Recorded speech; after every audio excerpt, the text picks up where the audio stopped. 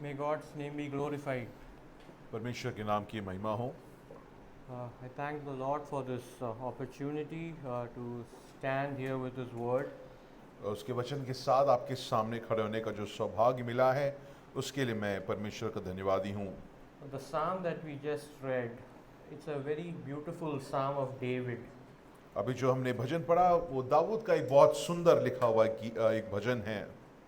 Some scholars call it a psalm of thanksgiving, though its wording does not necessarily refer to that. और कुछ जो विद्वान है, Bible के विद्वान हैं, ये इस भजन को एक धन्यवाद का भजन के रूप में पाते हैं। उसका शीर्षक भले और उसके लिखने का जो तरीका शायद भले वो ना बताए।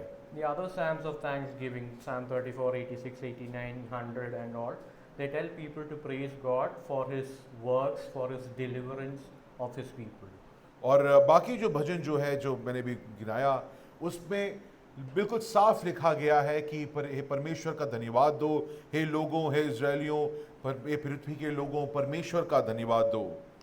But Psalm 139 is different because David focuses on the very person of God as the reason for gratitude. परंतु ये जो भजन है ये बहुत ही अलग एक भजन है, क्योंकि यहाँ पर दाऊद जो है परमेश्वर के चरित्र पर, परमेश्वर पर वो अपने ध्यान को रखता है।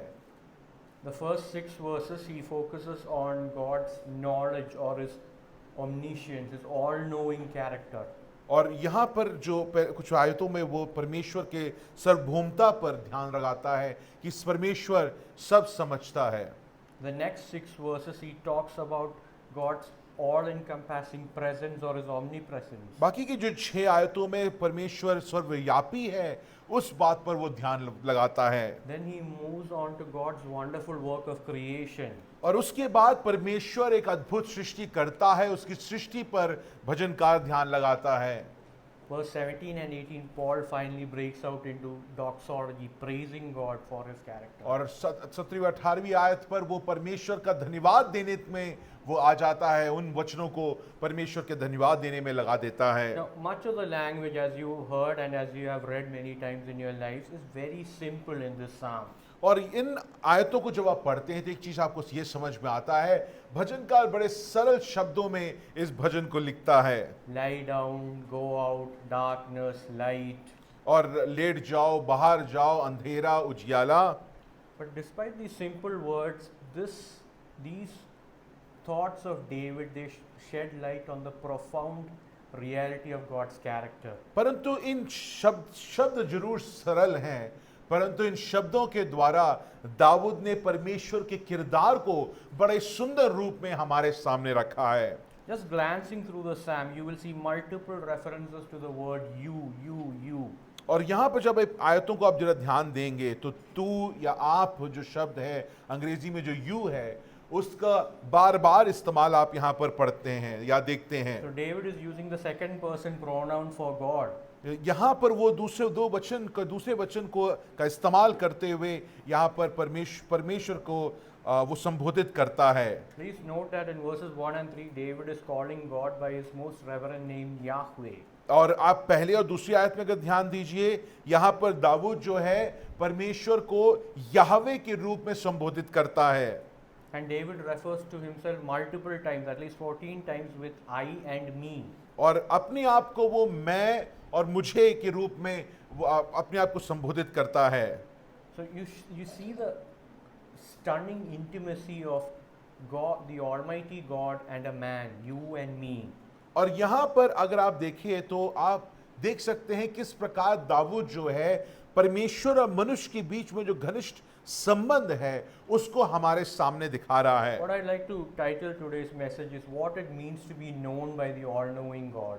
और आज सुबह का शीर्षक जो मैं इस भजन को देना चाहता हूँ, मेरे वक्तव्य को देना चाहता हूँ, वो ये है कि आप एक ऐसा परमेश्वर जो सब कुछ जानता है उसका क्या मतलब है हमारे जीवन में, उससे हमारा जीवन किस प्रकार प्रभावित होता है। Again, I come back to the question, why is it important to learn this very simple psalm? What truths are we going to gain from it? वापस इस बात को मैं आपके सामने पूछना चाहता हूं कि आप कहेंगे अरे ये तो बड़ा सरल सा भजन है, इसको सीखकर मुझे क्या फायदा होगा। Now, the first verse, David says, God, you have searched me. और पहले आयत में दाऊद क्या कहता है? क्या कहता है? हे यहोवा, तूने मुझे परखा है। In the original Hebrew tongue, the word search meant to penetrate or look intimately, like digging.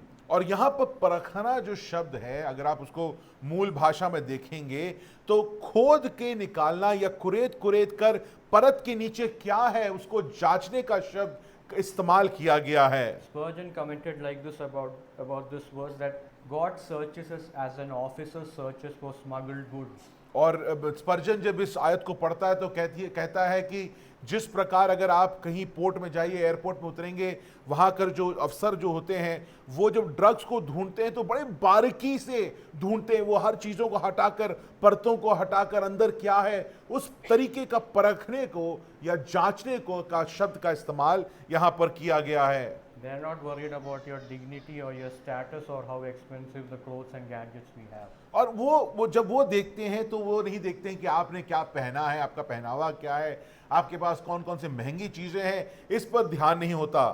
So I come back to the importance. Look at verses 1, 2 and 3. पहले, दूसरी और तीसरी आयत को जरा ध्यान से देखें। It basically says, God, you have searched me, you have known me, you know this, you search my path, you know my ways. और वो कहता है, यहोवा तूने मुझे परखा है, तू मुझे जानता है, तू मेरे उठने बैठने को समझता है, तू मुझे पूर्णतः जानता है। Now let's jump to verses 23 and 24. और इसके तुरंत बाद इसको पृष्ठभूमि में रखते हुए 23वीं आयत को जरा देखिए। What does he say? David appeals to God, search me, know me, try me, know my thoughts, and see my ways, and lead me in the everlasting way. यहां पर पहले आयतों में कहता है तूने मुझे जान लिया है, परख लिया है, तू मुझे जानता है। उसके बाद 23वीं आयत में यहां पे क्या कह रहा है दाऊद? कहता है, यहोवा मुझ पर दृष्टि कर और मेरे मन जान ले, मुझको परख ले और इरादे जान ले। There are many of you here who are good at computer coding. I was very bad at it, but the little that I know is sometimes coding begins with the same set of characters in the beginning and ends with the same set of characters. और Right? यहाँ पर कुछ coder होंगे, है कोई coder? Lesson. अगर आप coding करते हैं तो आपको पता है कि जब शुरुआत में जो कोडिंग प्रोग्राम शुरू होता है, जो कैरेक्टर्स का इस्तेमाल किया जाता है, उन्हीं कैरेक्टर्स का इस्तेमाल आखिरी में कोड जब बंद करना होता है, जिसकी समाप्ति होती है, उन्हीं कैरेक्टर्स का इस्तेमाल करना जरूरी है। So what David is saying, David he acknowledges God's work and then he appeals for God's work to continue. मगर यहाँ पर दाऊद जो है वो परमेश्वर के चीज़ों को या परमेश्वर की राहों को, उसकी तरीकों को मानता है और उसके बाद आखिर में कहता है कि हे परमेश्वर तू उसको जारी रख, मेरे जीवन में यही काम वापस तू किया कर। So David knows when God sees him, searches him and knows him, he sees how much of a mess he is. क्योंकि यहाँ पर दाऊद जानता है कि जब परमेश्वर उसको टटोलता है, परखता है, तो परमेश्वर क्या देखता है? एक ऐसा व्यक्ति जो कि बिल्कुल अपने जीवन में असक्षम है, वो अपने जीवन में अपरास्त है, असफल है। He knows that David will go to what were the olden day equivalents of the bars and the gambling dens and all the other vices. That's why David uses the term ways. You know us, you are acquainted with all my ways. यहाँ पर वो जानता है कि परमेश्वर इस बात को पूर्णतः समझता है कि दाऊद कौन कौन के रस्तों से चल सकता है। पुराने जमाने के जो पाप होंगे उनको गिनाते हुए, उन राहों को गिनाते हुए दाऊद कहता है कि हे परमेश्वर यहोवा तू सब जानता है। And he realizes God's power and he pleads for that work to continue. With what aim? To lead him in that one everlasting way. परंतु वो कहता है कि परमेश्वर तेरा जानना काफी नहीं, तू मुझे परखते रहे, तू मुझे जानते रहे, क्योंकि उसी के द्वारा ही मैं जो तेरी जो राह है उस राह पर मैं अग्रसर हो पाऊंगा। The way, as we see in the Gospel of John, is I am the way, the truth and the life. The way is the way to him, to God through Christ. और वो रास्ता जो है उसका बखान जो है यूहन्ना में हम पाते हैं, कहता है मैं राह हूँ, मैं सच्चाई हूँ, मैं राह हूँ, और प्रभु यीशु मसीह के द्वारा ही परमेश्वर की तरफ वो रास्ता बनता है, रास्ता खुलता है। So this transformation from acknowledgement to supplication comes as David realizes the theological truth of who God is, which we see in the passages that we are going to look at today. तो इस बात को समझिए कि दाऊद जो है अपनी परमेश्वर की बातों को मानता है और मानने के बाद वो विनती आखिरी आयतों में करता है कि हे परमेश्वर, तू अपने कार्यों को मेरे जीवन में लगातार करता रहे। So the first point that we're going to look at is grasping the scope of how God knows you.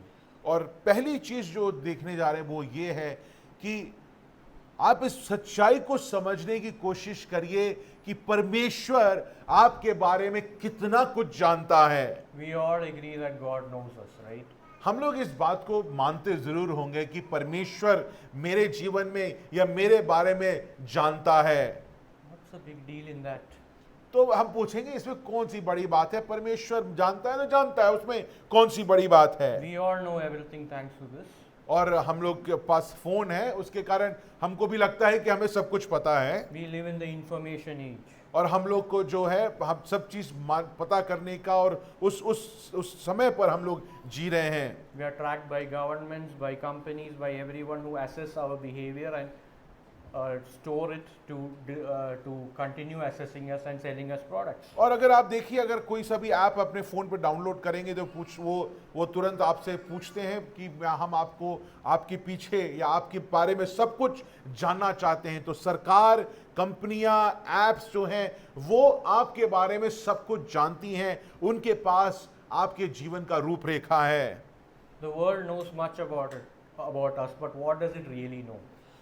संसार हमारे बारे में बहुत कुछ जानता है, परंतु सच्चाई में वो क्या जानता है, ये सवाल मैं रखना चाहता हूं। The information that the world gathers about us is impersonal, it is inaccurate, it is outdated. परंतु ये संसार जो हमारे बारे में जानकारी रखता है वो पुरानी है, वो सच्चाई नहीं है उसमें, और वो अव्यक्तिगत है, व्यक्तिगत जानकारी नहीं है। It can never decipher our hearts. क्योंकि चाहे जो भी एप्लीकेशन आप अपने फोन में डाल लें, चाहे जो भी कंपनी कैसी भी ऐप बना ले, वो ऐप, वो सरकार, वो कंपनी आपके हृदय को कभी नहीं जान सकती। But what about God's knowledge? परंतु परमेश्वर जब कहता है कि वो सब कुछ जानता है तो इसका क्या मतलब निकलता है? Now we saw two terms that were commonly used, you and I. यहां पर तू और मैं जो शब्द है उसका इस्तेमाल हमने देखा। Now, a third term that we see commonly used is know. और यहां पर तीसरा शब्द जो दाऊद बार बार इस्तेमाल करता है कि जानता है या तू जानता है, ये तू जानने वाला है। Now the original Hebrew term used for know in much of this psalm, it denoted a very intimate knowledge akin to the relationship between husband and wife. और यहां पर जब जानता है जो शब्द का इस्तेमाल किया गया, अगर मूल भाषा में वो ऐसा एक संबंध है जो कि एक पति पत्नी के बीच में जो संबंध है, उस जानने को, उस शब्द का इस्तेमाल किया गया। उतना घनिष्ठ रूप से परमेश्वर जानता है। So what all is God familiar with about us? तो सवाल ये आप पूछेंगे कि परमेश्वर मेरे बारे में ऐसा क्या जानता है, ऐसी कौन सी चीजों को वो जानता है? Verse 2 says that he is familiar with our daily routine, when I rise and when I go. पहली चीज वो क्या कहता है? तू जानता है कि मैं, दूसरी आयत को मेरे साथ पढ़िए, तू जानता है कि मैं कब बैठता हूं और कब खड़ा होता हूं। And he is familiar with our thoughts in verse 2 itself. और दूसरी आयत की आखिरी भाग में क्या कहता है? तू दूर रहते हुए भी मेरी मन की बात जानता है। And verse 4 says that he knows our words even before they are formed. चौथी आयत को देखिए, यहां पर यहोवे शब्द का इस्तेमाल करके वो कहता है कि मैं बोलने से पहले, मेरे बोलने से पहले तू मेरे शब्द को जानता है।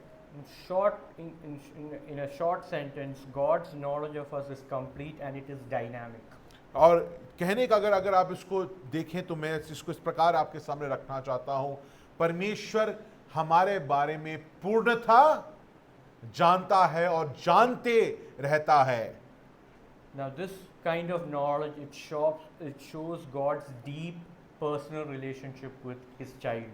और यहां पर इस प्रकार की जो जानकारी है वो व्यक्तिगत नहीं होती है, अगर आप संबंध नहीं हो तो ये जानकारी नहीं होती है।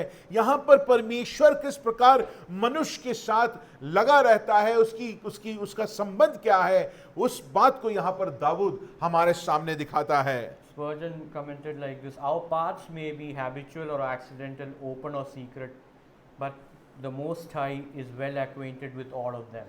यहां पर स्पर्जन कहता है कि हमारे रास्ते, हमारे जो दौर तरीके शायद लोगों को पता होंगे या रहस्यमय होंगे, या कुछ चीजें हम लोग अचानक करते हैं या हम लोग आदत के रूप में करते हैं, चाहे हम जैसे हों, परंतु जो सच्चा परमेश्वर है वो आपके उठने और हमारे बैठने को पूर्णता और गतिशील रूप से जानता है। The Spurgeon says, this knowledge that God has, it should fill us with awe that we not sin.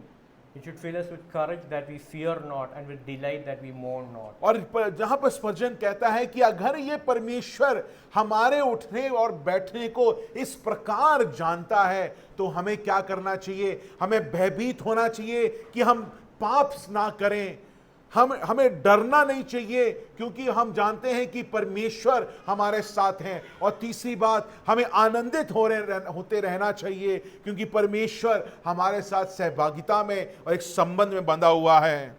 God has knowledge of everything in our lives, no matter how tragic or unfair it may seem. हमको कई बार लगता है कि अरे मेरे दिल के विचारों को कौन जानता है, कौन मेरे बारे में, मेरे दुखों को कौन समझता है। इस बात को यहाँ पर दाऊद कहता है कि चाहे आपके जीवन में जैसी भी विषम परिस्थिति हो और जितना भी बुरा आपके साथ हुआ हो, परमेश्वर आपके बारे में जानता है, आपकी उस घटना को वो जानता है। So this characteristic of God's knowledge of us should comfort us to the privilege that we have of His being His children on the one hand. Second, it should worry us to examine the state of our hearts. प्रिय जीसो, जब परमेश्वर हमको इस प्रकार जानता है ना, तो दो चीजें होनी चाहिए। पहले हमको थोड़ा घबराना चाहिए, क्योंकि परमेश्वर हमारे जीवन की और हमारे मन की हालात को समझता है, तो हम उससे कुछ छिपा नहीं सकते हैं। परंतु दूसरा पहलू इस सिक्के का ये है कि हमें आश्वासित भी होना चाहिए, क्योंकि वो हमारा पिता है, वह हमारा परमेश्वर है, हम उसकी संतान हैं। Now, imagine if I told you, you are under surveillance of the Home Minister of this country. आज अगर आपसे मैं बोलूं कि आप अभी इस भारत देश के जो गृह मंत्री हैं उनके द्वारा आपके ऊपर सर्वेलेंस किया गया है या आपके ऊपर निगरानी रखी गई है। Now, this is not about his politics or whether you like him or not, just the institution of the Home Minister. मैं ये नहीं कि आप राजनीति क्या हो रही है उस पर नहीं बोल रहा हूं, मैं सिर्फ गृह मंत्री अगर या गृह मंत्री आपके ऊपर, आपको इस बात की आपको पता चलता है कि आपके ऊपर निगरानी रखी जा रही है गृह मंत्रालय द्वारा, तो आप उस बात को जरा सोचिए। What would our reaction be? तो आप किस प्रकार, आपकी प्रतिक्रिया क्या होगी जब आपको पता चलेगा कि आप निगरानी के अंदर हैं? I grew up in the Gulf state of Qatar. मैं कतार में मेरा बचपन वहां पे बीता है। And when time I was growing up, Qatar was a very closed conservative country. और जब मैं वहाँ पर बचपन में हम लोग जब वहाँ पर मैं पल बढ़ रहा था, कतर उस समय पर एक बहुत ही सब कुछ रोके रखा हुआ एक ऐसा एक जगह था जहाँ पर आप खुलकर आज़ादी वहाँ पर नहीं थी जीने की। So Christian activities were forbidden. और बिल्कुल साफ रूप से अगर आप देखा जाए तो मसीही कोई भी कार्य आप वहां पर नहीं कर सकते हैं, आप वहां पर मसीहत के बारे में कुछ बोल नहीं सकते हैं। So in 95 or 96, a Christian institution in Kerala, they sent receipts or letters to 3 people. One of them was my dad and 2 other believers. और ऐसा एक बार हुआ कि केरल से एक वहां पर एक संस्था थी, उन्होंने मसीह संस्था थी, उन्होंने इस बात को बोला कि कुछ पैसे आए हों या कुछ बात को 3 लोगों को कतर में भेजा, उसमें से एक मेरे पिताजी थे। And the police summoned him.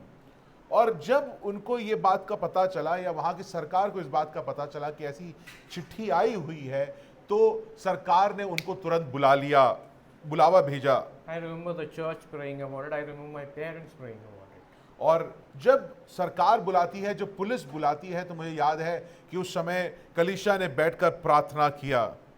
I remember my parents praying about it. और मुझे अभी भी याद है कि मेरे माता पिता प्रार्थना कर रहे थे इस बात को देखकर। They weren't praying. They weren't praying as in we pray.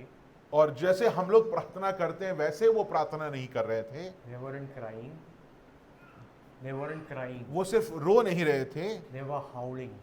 वो ठाके मार मार के वो रो रहे थे। Because the best case scenario was my dad would be in jail for a week or a month and we would be thrown out of the country. और अगर देखा जाए तो ये होगा कि मेरे पिताजी को जेल में डाल दिया जाएगा 1 महीने या कुछ समय के लिए, उसके बाद हमको देश से बाहर फेंक दिया जाएगा। By the grace of God, nothing happened. But the point I wanted to make is, it is scary when human beings place you under surveillance. परंतु निगरानी, मैं अब कहना ये चाहता हूं कि अगर हमको कोई कहता है कि आप निगरानी में हैं, तो वैसे जो जीना जो होता है प्रिय अजीजों, वो बहुत ही दुर्लभ होता है, बहुत ही जटिलता में और बड़े मुश्किल का एक जीवन होता है जब आप पूर्ण समय निगरानी में रहते हैं। So what does it mean to be searched and known by the one who neither sleeps nor slumbers? परंतु यहाँ पर जब दाऊद कहता है कि वो मुझे जांचता है, वो मुझे परखता है, तो एक ऐसे सर्वभौम सर्वव्यापी परमेश्वर जो ना सोता है ना वो सोता है, ऐसे परमेश्वर जब आपको जांच रहा है, आपको परख रहा है, तो हमारे जीवन में कैसी उसकी प्रतिक्रिया होनी चाहिए। Now, what is our primary response to how our actions are perceived? हम लोग कुछ जब काम करते हैं या कुछ कार्य होता है हमारे जीवन में, कोई घटना होती है, तो हम लोग कैसे उसके बारे में सोचते हैं या लोग क्या उसके बारे में राय बनाते हैं, उसके बारे में हम क्या सोचते हैं। I remember an office party in my first job. It was in Delhi, around 15 years back. 15 साल पहले एक ऑफिस पार्टी था दिल्ली में, And so my boss took a few of us out, and you know what office parties are about. They are about consuming one item only. और office party में क्या होता है कि आप जाइए बाहर और एक ही चीज का सेवन होता है। So we went to this beverages outlet in New Friends Colony, and the boss was buying beverages, and she made me carry a crate of beer. और बॉस ने खरीदा वहाँ पर और उसके बाद बियर का जो बॉटल है वो मेरे हाथों में थमा दिया और कहा कि चलो। And I was, going around in circles looking, does anyone from the church stay nearby? What will happen if they see me? और मेरे हाथ में बियर का बॉटल है, मगर मेरा जो दिमाग है उसी बात को ढूंढ रहा है कि यहाँ पर न्यू फ्रेंड कॉलोनी और आसपास जिस चर्च में मैं जाता हूँ उसका कोई व्यक्ति और उसका कोई बंदा तो है नहीं जो मुझे देख ले। I was not bothered about the fact that, I was going to a party where drinks were being taken, but I was worried that people would see me. इस सेवन क्या हो रहा है, वहां पर क्या होने वाला है, उस पर मेरा ध्यान नहीं था। मेरा ध्यान क्या था, किस पे था? लोग अगर मुझे देख लेंगे तो वो क्या बोलेंगे, उस पर मैं ज्यादा समय व्यतीत कर रहा था या मेरा दिमाग वहां पर लगा हुआ था। Now, this kind of attitude, it creates a problem in our lives. जब आप लोग क्या बोलेंगे, लोग क्या सोचेंगे, उसके बारे में ही अगर आप सोचते हैं तो आपका जीवन बहुत अलग तरीके से आप जीने लगते हैं। You will have basically two lives, a life that is outwardly very circumspect and careful, और आप क्या करेंगे जब आपको सिर्फ लोग क्या बोल रहे हैं उसी के बारे में आपको सोचना है, तो आप क्या करेंगे, आप एक ऐसा जीवन जिएंगे जो आडंबरीय जीवन है। इसका क्या मतलब है कि आपका जो बाहरी जीवन है बड़े ध्यान से, बड़े सलीके से, तरीके से आप जीने की कोशिश करेंगे। but our thought life will be haywire. It will be filled with lust, pride, hurt, anger, everything. परंतु अंदरूनी जो मन है, जो हम लोग का जो हृदय है, ऐसे जीवन में क्या होता है, बाहरी रूप में आप बड़े अच्छे दिखेंगे, आप तरीके से जीना चाहेंगे, सलीके से जीना चाहेंगे, मगर हमारा जो मन होता है ऐसे जीवन जीने में वो पाप से भरा हुआ, लोभ से भरा हुआ और हर प्रकार की गंदे सोचों से भरा हुआ हमारा मन और हमारा हृदय हो जाता है। God told the prophet Jeremiah in Jeremiah 17:9, the heart is deceitful above all things and desperately wicked. और परमेश्वर इर्मिया से 17वीं अध्याय में कहता है कि देखो तुम्हारा जो मन है वो सबसे बड़ा सबसे ज्यादा तुमको ठेस पहुंचाने वाला चीज है, वो धोखा देने वाला एक चीज है। इस बात को तुम इर्मिया नबी तुम याद रखना। So the point is, even if our thoughts are bad, we don't realize they are bad. मगर होता क्या है, कई बार हम लोग जो सोचते हैं वो खराब होगा, परमेश्वर की नजरों में वो पाप हो सकता है, परंतु हम उसको अपने जीवन में पाप नहीं मानते हैं। The term desperately wicked in the original tongue, it meant to be sick with wickedness. और जब इर्मिया को जब इस बात को बोला गया है, उसका ये मतलब है कि तुम दुष्टता में तुम बीमार हो चुके हो। But you see another side of God amidst this situation. Now, if you saw my heart, how many of you would sit here? अगर आपको मैं कोई एक्सरे मशीन दे दूं या ऐसा कोई मशीन दे दूं जिसमें कि आप मेरे हृदय में अभी चलने वाले सारे विचार को आप देख पाएंगे, तो मैं पूछना चाहता हूं कि आप में से कौन है जो मेरे साथ बैठ सकता है। James Smith, a British preacher, wrote like this in the 1800s. How kind it is of our gracious God to conceal from others what He sees within us, which would alienate them and fill them with disgust.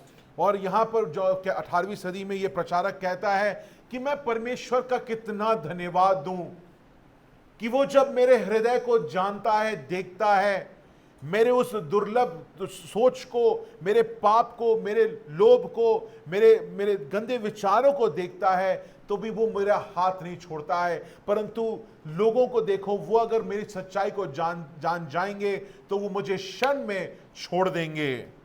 If our thoughts were seen by all, this church wouldn't be there, and perhaps no church would be there. अगर हम एक दूसरे की हृदय की सच्चाइयों को जान लेते हैं तो प्रिय चीजों, ये कलीसिया नहीं रहेगी, हम एक दूसरे को साथ बैठ नहीं पाएंगे।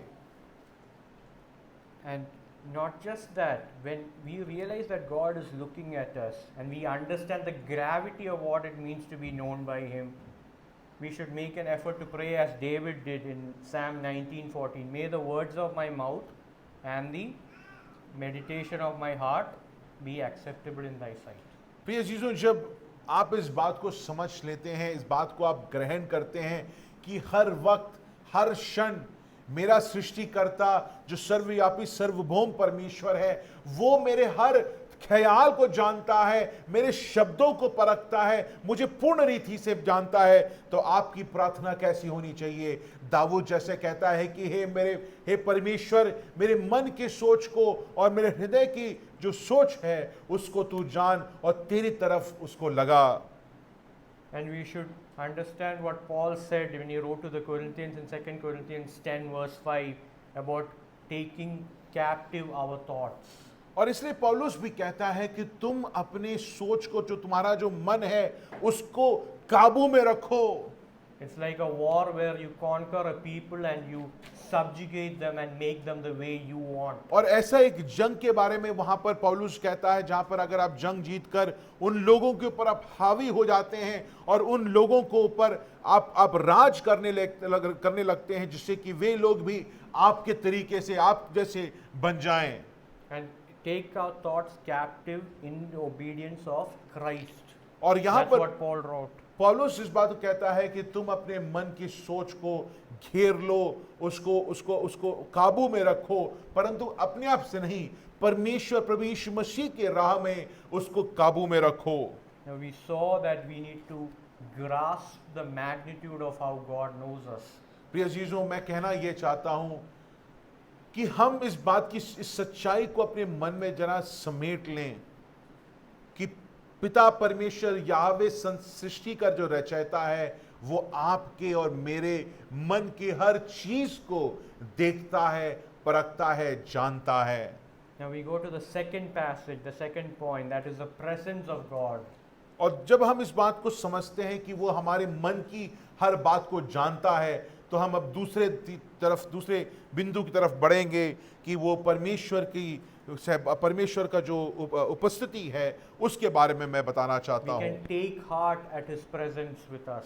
प्रिय चीजों, हम इस बात में हम आश्वासित होते हैं कि परमेश्वर की उपस्थिति हमारे साथ है। In the first 6 verses, you saw the word "no" being used. In the next 6, you will see a term: "You are there, you are there, you are there." आप पहले से लेके 6वीं आयत में दाऊद कहता है कि परमेश्वर, तू मुझे जानता है, तू मुझे जानता है, तू मुझे जानता है।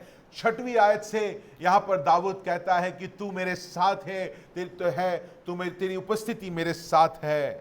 Now, verse 7, David starts with two kind of rhetorical questions. Where can I go from thy spirit? Or where can I flee from thy presence? और यहाँ पर वो कहता है, इन आयतों में वो पूछता है कि मैं कहाँ चला जाऊं, या तेरे से किधर दूर भाग जाऊं। Now, in the original tongue, the word for presence, it was in plural. It meant from your faces. और यहाँ पर जो अगर आप देखें जाए तो बहुवचन का इस्तेमाल किया गया है, उपस्थितियों के रूप में किया गया है, या तुम्हारे अलग अलग मुखों से मैं कहाँ दूर जाऊं।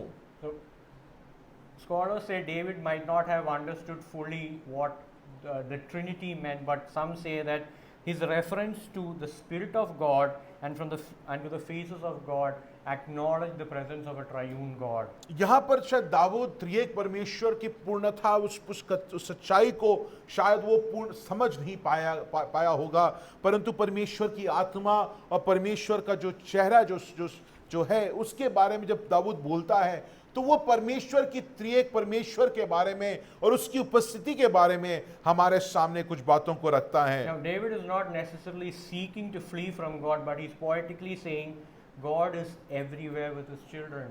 और यहाँ पर दाऊद ये नहीं कह रहा है कि मैं उसके उपस्थिति से कहीं बाहर चला जाऊं, या मेरा मन है कि उससे छोड़कर चला जाऊं। यहाँ पर दाऊद क्या कह रहा है कि परमेश्वर की उपस्थिति, चाहे जो भी हालात हो आपके, चाहे जैसे हो आपके, परमेश्वर की उपस्थिति उनके बच्चों के साथ, उनके संतानों के साथ हमेशा शाश्वत रूप में रहती है। The blessing for us New Testament believers is the continuous empowering presence of the Holy Spirit. प्रिय चीजों, हमारी जो शक्ति वो इसमें है कि हमारे साथ पवित्र आत्मा की उपस्थिति हमेशा रहती है। Jesus told the disciples in John 14:16 that the Spirit is sent to help them and to help us and be with us forever. और प्रभु यीशु मसीह यूहन्ना उसकी 14वीं अध्याय में कहता है कि मैं जाऊंगा और सहायक भेजूंगा जो तुम्हारे साथ हर वक्त हर समय रहेगा। In Luke 12:12, Christ says, "You needn't worry when you are persecuted, because the Holy Spirit will tell you what to say." और उस लूका में वो कहता है कि तुम्हें भयभीत होने की कोई जरूरत नहीं है, क्योंकि जब तुम्हारा पीड़न होगा तब पवित्र आत्मा तुमको बोलेगा कि तुम्हें क्या बोलना है। For centuries and centuries, God fulfilled this great statement of David in verse 7, because the Holy Spirit has empowered believers to stand and testify of their faith. और यहाँ पर इस आयत को, इस बात को सच्चाई में हम देख पाते हैं, क्योंकि सदियों से पवित्र आत्मा के कारण परमेश्वर के संत जनों ने, चाहे उनके सामने जो भी परिस्थितियां थी, चाहे उनका जीवन खत्म होने वाला था, उस समय भी उन्होंने सच्चाई में परमेश्वर का नाम लिया है और परमेश्वर के बारे में लोगों से बोला है। It is this assuring presence of God across the centuries that has made the gospel thunder from dungeons to disasters. और प्रिय चीजों, क्योंकि ये सच्चाई और ये मान्यता हमारे जीवन में है कि परमेश्वर की उपस्थिति हमारे साथ कुछ क्षण के लिए नहीं, यहाँ पर बैठे हैं तब इसलिए नहीं, परंतु अभी और युगानी युग शाश्वत रूप में परमेश्वर की उपस्थिति हमारे साथ है। इसलिए चाहे वो एक जेल हो, चाहे वो एक बहुत अच्छी जगह हो, हम लोग परमेश्वर के बारे में गवाही हम लोगों को देते हैं। This presence of God is also the reason why Paul was able to write to the Philippians and tell them to do something in particular. You know that one term, one verb. What's the most common word in Philippians? Rejoice. फिलिपियों को जब पौलुस लिखता है, पौलुस कहता है क्योंकि परमेश्वर की उपस्थिति तुम्हारे साथ है, पवित्र आत्मा तुम्हारे साथ है, तुम्हें क्या होना चाहिए? मायूस नहीं, क्या होना चाहिए? सर्वदा आनंदित रहो करके पौलुस उनको कहता है। And where is Paul writing it from? पौलुस जब ये लिखता है कि तुम परमेश्वर में सर्वदा आनंदित रहो, क्या पौलुस खुद जन्नत में बैठा था? कहां से लिख रहा है? वो जेल से। Now in verses 7 to 10, you will see various verbs being used. Go up, flee, dwell, rise, as descend. यहां पर अगर 7वीं आयत से 10वीं आयत में अगर आप देखेंगे तो शब्दों को इस्तेमाल किया है कि तू जाता है या बहाल करता है, ऐसे शब्दों का इस्तेमाल किया गया है। A commentator, John Bloom, writing in this website called Desiring God, he says David is using the language of navigation to say that God is there with the psalmist wherever he goes, whether to the dwelling of God or the dwelling of the dead, whether to the place where the sun rises or where it sets. यहाँ पर एक वक्तव्य देने वाला, एक टिप्पणी करने वाला कहता है कि परमेश्वर एक प्रकार से दाऊद जहां जहां जा रहा है, चाहे दाऊद उसकी उपस्थिति में हो या कहीं बाहर हो, परमेश्वर यहाँ पर हर वक्त हर क्षण उसके साथ बना रहता है। Now pay attention to a few terms in verses 9, 10 and 12. कुछ शब्दों को आप 9, 10 और 11 में जरा देखिए, Sorry, 8 also. If 8वीं I, आयत में भी देखिए। if I make my bed in Sheol, that is the grave, if I go to the remotest part of the sea, and if I go to darkness. यहाँ पर 8वीं आयत से वो शुरू करता है, यहोवा उपदेश सिद्ध है, हृदय को आनंदित करता है, यहोवा का भय पवित्र है, अनंत काल तक स्थिर रहता है, वो तो सोने से बहुत, which verse exactly? Verse 8. Being in the grave, being in the remotest okay. part of the sea, and the darkness. और यहाँ पर वो कहता है कि मैं चाहे समुद्र के सबसे गहरे भाग में भी चला जाऊं या अंधियारे में भी चला जाऊं, परमेश्वर मेरे साथ है। These are all figurative terms to show darkness and hardship. यहाँ पर दाऊद क्या कह रहा है? यहाँ पर दाऊद एक तरीके से उन शब्दों का इस्तेमाल करते हुए कह रहा है कि मेरे जीवन में अंधकार या विषम या बहुत ही बुरी परिस्थिति हो, उसमें भी परमेश्वर मेरे साथ है। There are situations in life where we may be in a wonderful church like this, but in some situations, even our fellow believers won't be of much help. It's that dark.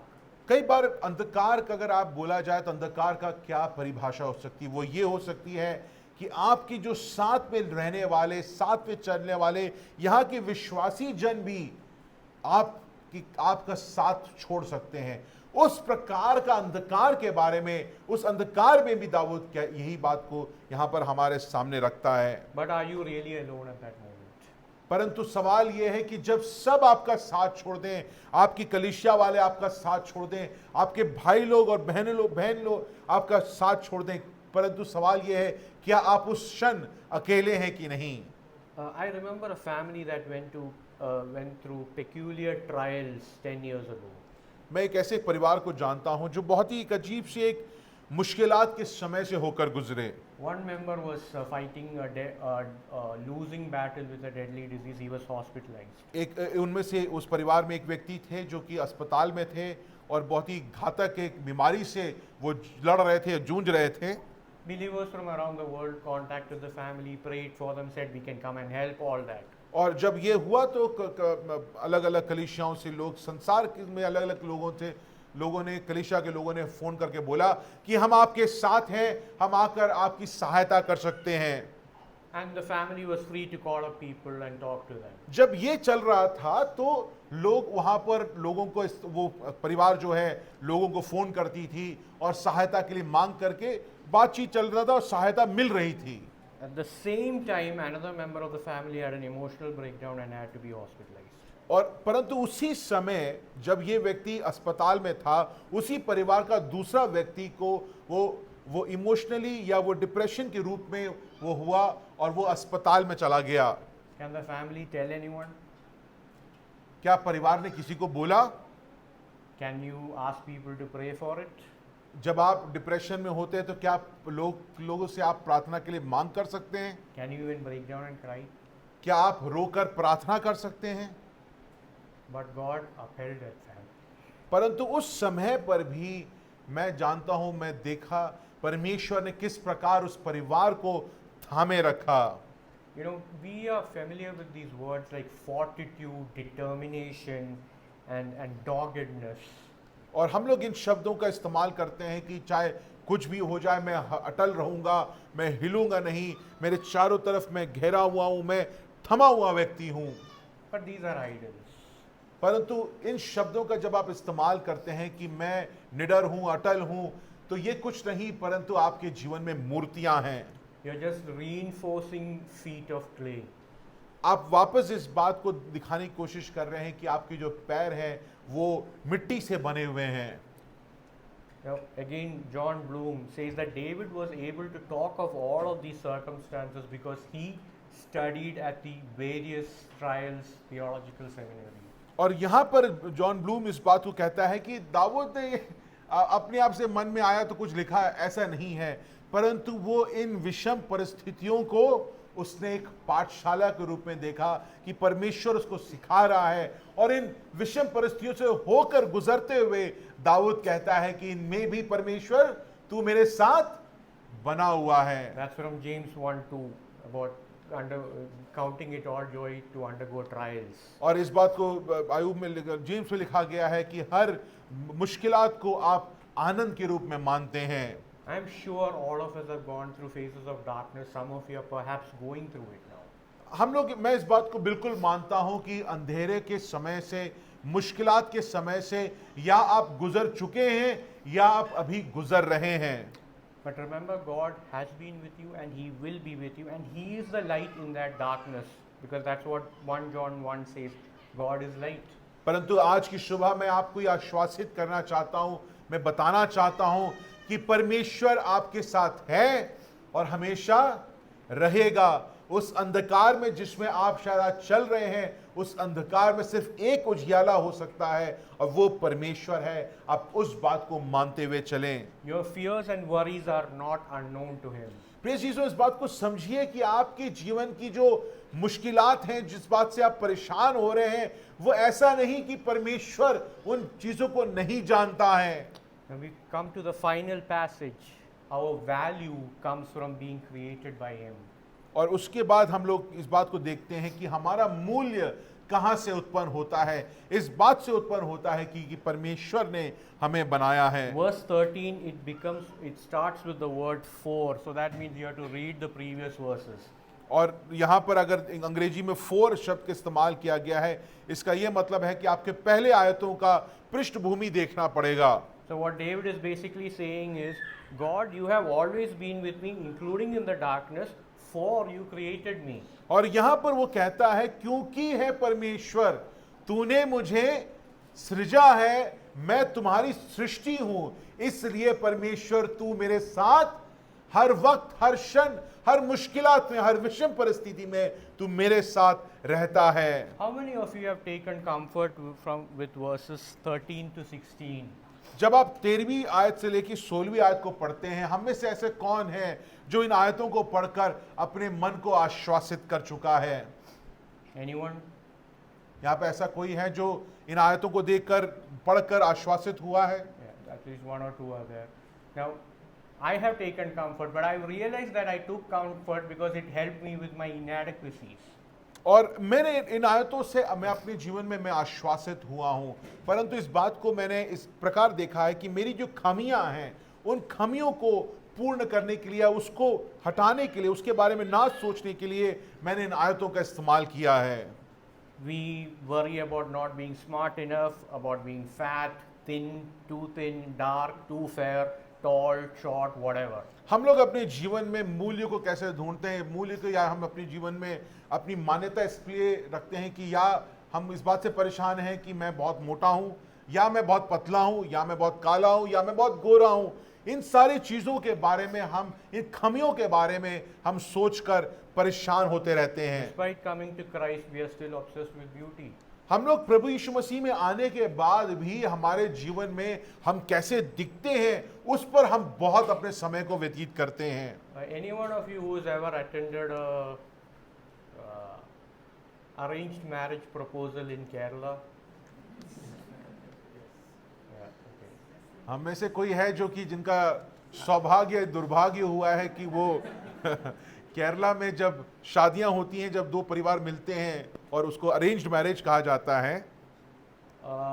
So usually when the boys' side goes to the girls' family, there's at least one female relative, and ideally they try to take a younger female relative, an aunt or a sister-in-law, to interact with the girl.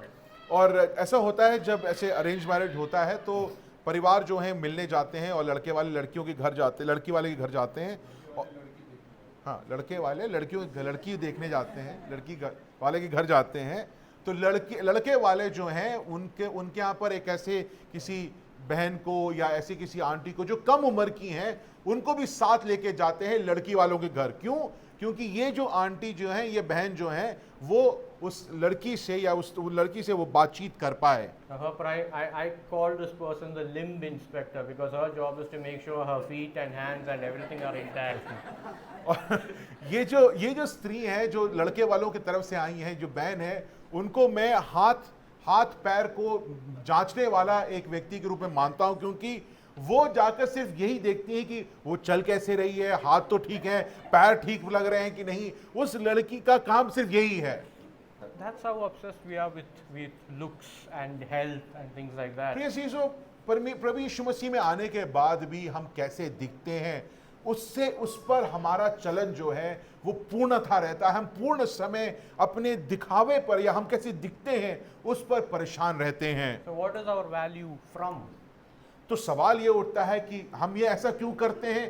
क्योंकि हम कैसे दिखते हैं, हम कैसे लोगों के सामने दिख रहे हैं, उससे हम अपनी मान्यता को बनाने की कोशिश करते हैं।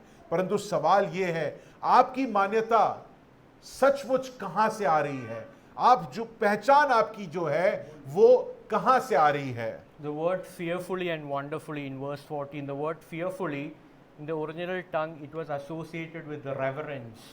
और यहां पर जब आप लिखा गया है कि मैं 14वीं आयत में कि मैं भयानक और अद्भुत रीति से रचा गया हूं, वो परमेश्वर के लिए भय योग्यता को दिखाता हुआ इन शब्दों का इस्तेमाल किया गया And है। wonderfully meant to be distinct. यहां पर जब लिखा गया है कि मैं आश्चर्य रूप से बनाया गया हूं, इसका यह शब्द का मतलब है कि मैं अनोखे रूप से बनाया, मैं अनोखा हूं, मेरे जैसा और कोई नहीं है। So what David is saying here is, I praise you God because you have formed me in your reverence to be distinct. और यहाँ पर दाऊद क्या कहता है कि हे परमेश्वर, तुमने अपने भय योग्यता में मुझे रचा है, जिससे कि मैं तुम्हारे भय योग्यता के कारण मैं अनोखा हूं, अनोखे रूप से बनाया गया हूं। And that is what gives us value to, because we are created by a holy God in his reverence. प्रिय चीजों, आप जैसे हैं, आपकी अवस्था कैसी है, आप कैसे दिखते हैं, आप कहां से आते हैं, आप क्या पहनते हैं, उससे आप अपने जीवन में मान्यता नहीं निकाल सकते हैं। मैं कौन हूं या मेरी मान्यता इन चीजों से नहीं आती कि मैं दिखता कैसा हूं। हमारी मान्यता कहां से आती है? कि हमारा बनाने वाला परमेश्वर पवित्र परमेश्वर है, उसने अपनी पवित्रता में मुझे और आपको रचा है, इसलिए मैं भययोग्य और मैं एक अनोखा सृष्टि हूं। And David adds, and this I know fully well. This is something we have to keep telling ourselves, keep learning from scripture to understand our value. प्रिय चीजों, हम अपनी मूल्यों को संसारिक चीजों में ढूंढना बंद करें कि मैं कैसे दिखता हूं, ये करवा लूं, वो कर लूं, जिससे कि मैं ठीक दिखूं। उससे प्रिय चीजों हमारा मूल्यांकन या हमारी मान्यता नहीं बन सकती है। बार बार आपको वचन पढ़ना पड़ेगा, बाइबल खोलना पड़ेगा, आपको देखना पड़ेगा कि परमेश्वर ने आपको सृजा है, आप परमेश्वर की सृष्टि हैं, और इस कारण आपके जीवन में और हमारे जीवन में मान्यता है, मूल्य है। Verse 15 and 16 expand on this theme because they say that our births are not an accident. और 15वीं और 16वीं आयत में इसी बात को दाऊद आगे बोलता है, कहता है कि आपका जो जन्म जो हुआ है वो ऐसे ही नहीं हुआ है, उसके पीछे एक पवित्र परमेश्वर का महान उद्देश्य है। Pregnancies can be unplanned. और शायद जब आप प्रेग्नेंट होते हैं तो वो आपने योजना शायद उस समय जो आपने तय नहीं किया होगा, But there is a planner about that. परंतु इन सब के ऊपर एक परमेश्वर है जो सब जानता है, उसका सब समय को वो अपने हाथों में रखता है। So verse 16 it says, God's eyes have seen the unformed substance of man. 16वीं आयत में वो क्या कहता है दाऊद, मेरे साथ पढ़िए, तेरी आंखों ने मेरे बेडोल तत्व को देखा।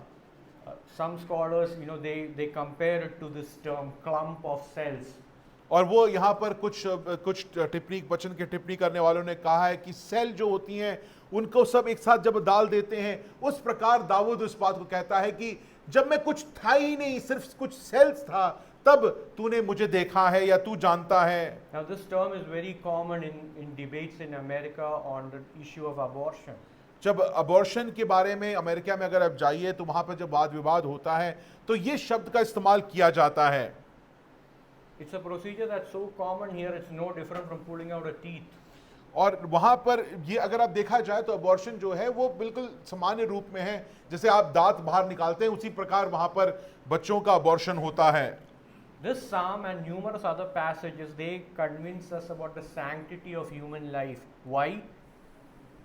यहां पर ये जो भजन है, मनुष्य के जीवन का मूल्य जो है, चाहे वो जन्म लिया हो या वो पेट में हो, उस समय से मानवीय जीवन का मूल्य को ये भजन हमारे सामने रखता है। Human life is sacred because its author is holy. प्रिय जीजो, इस बात को याद रखिएगा कि मनुष्य जीवन चाहे जन्म उसका हुआ हो या जन्म लेने के बाद भी वो इसलिए काफी मूल्य से भरा हुआ है या उसकी मान्यता इसलिए है क्योंकि उसका बनाने वाला एक पवित्र परमेश्वर है। Verse 16 further says, "The days that were ordained for me, you know, you have written it in your book." यहां पर वो कहता है, और मैं सब अंग जो दिन दिन बनते जाते हैं वे रचे जाने से पहले तेरे पुस्तक में लिखे हुए हैं। Now, Tim Keller, he comments like this: God is in charge of our life from conception to the last breath. और यहाँ पर टिम केलर कहता है कि ऐसे मत सोचिए कि पर प्रभु यीशु मसीह के जानने के बाद परमेश्वर आपके जीवन में रुचि लेता है।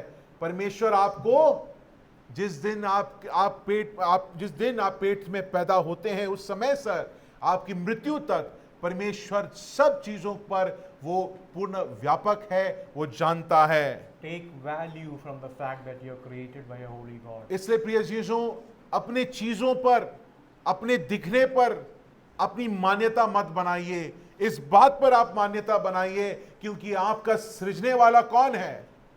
एक सर्वशक्तिशाली, सर्वव्यापी, सर्वभौम परमेश्वर है। And David concludes with a doxology, with an outpouring of praise in verses 17 and 18. 17वीं और 18वीं आयत में यहाँ पर भजनकार इन बातों को याद करते हुए उससे रहा नहीं जाता है, वो परमेश्वर का धन्यवाद देते हुए 17वीं और 18वीं आयत को लिखता है। He says God's thoughts towards him are so precious, they are so weighty, there is so much weight in them. और वो कहता है, और मेरे लिए तो है ईश्वर तेरे विचार क्या ही बहुमूल्य हैं। And he says they outnumber the grains of sand. उनकी संख्या को जोड़ नहीं सकते। अंग्रेजी में लिखा गया है, रेत से भी ज्यादा जो रेत जो अनगिनत होती हैं उससे ज्यादा मेरे ख्याल तुम्हारे बारे में हैं। Where do we see grains of sand before as a blessing? और अगर आप देखें रेत के बारे में उसको कहाँ इस्तेमाल किया गया है, किसकी आशीष या किसको जब आशीष देते हुए इसका इस्तेमाल किया गया है? Your seed shall be as numerous as the grains of sand in Genesis 22. उत्पत्ति 22वें अध्याय में परमेश्वर कहता है कि तुम्हारी जो पीढ़ियां जो हैं वो रेत के समान उस प्रकार अनगिनत होंगी। But this is something different. It says God's thought